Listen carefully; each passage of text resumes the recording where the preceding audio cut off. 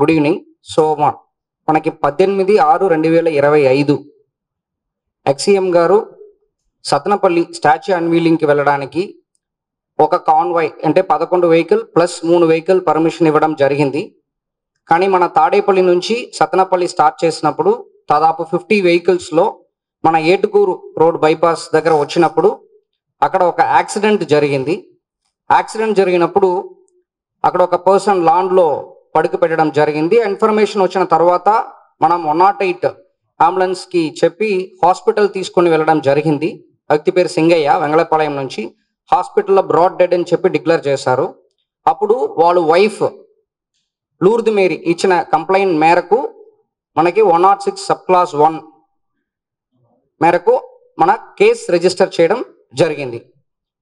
తర్వాత మనకు ఉన్న సీసీటీవీ ఫుటేజ్, తర్వాత డ్రోన్ వీడియోస్, తర్వాత అక్కడ నిలబడుతున్న వాళ్ళు తీసుకున్న వీడియోస్, ఇదన్నీ తర్వాత విట్నెస్ స్టేట్మెంట్స్ పరంగా మనకు కొన్ని ఎవిడెన్సెస్ వచ్చింది.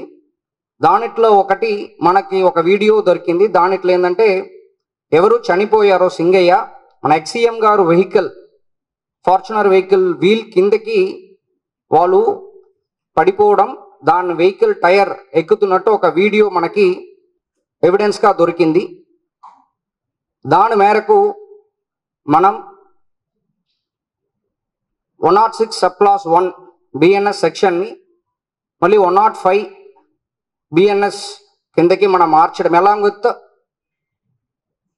49 బిఎన్ఎస్ కిందకి సెక్షన్ని మార్చేసి దానిట్లో ఉన్న డ్రైవర్, తర్వాత ఎక్స్సీఎం గారు, తర్వాత నాగేశ్వర్ రెడ్డి, సుబ్బారెడ్డి గారు, పెర్నాని అండ్ విడుదల రాజన్ గారు అందరినీ కూడా అక్యూజ్డ్ కాలంలో యాడ్ చేయడం జరిగింది.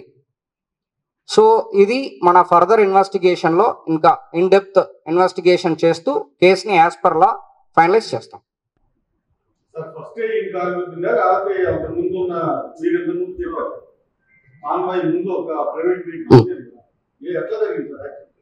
అప్పుడు ఆ రోజు ఉన్న ఎవిడెన్సెస్ అంటే ఆ రోజు ఉన్న నా దగ్గర ఉన్న ఫ్యాక్ట్స్ మేరకు ఆ రోజు ఆ వెహికల్ గురించి చెప్పాను. సో ఆ రోజు ఈవినింగ్ కూడా చెప్పాను. మళ్ళీ ఫర్దర్గా ఇన్వెస్టిగేట్ చేస్తూ దాంట్లో ఏదైనా చేంజెస్ ఉందంటే మళ్ళీ చెప్తామన్నాను.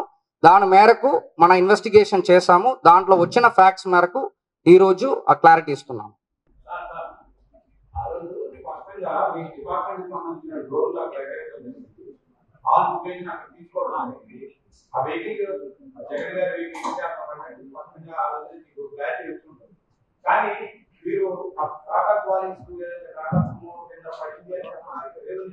అంటే ఆ రోజు క్లారిటీగా నేను చెప్పట్లేదు. ఆ రోజు నాకున్న అవైలబుల్ ఇన్ఫర్మేషన్ మేరకు నేను చెప్పాను.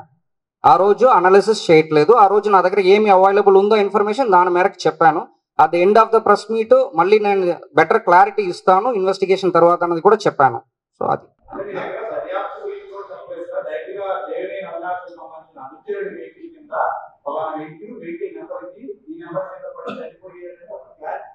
లేదు, నేను అలా 100% చెప్పట్లేదు. మీరు తప్పుగా చెప్తాను. లేదు, నేను అలాగే చెప్పట్లేదు.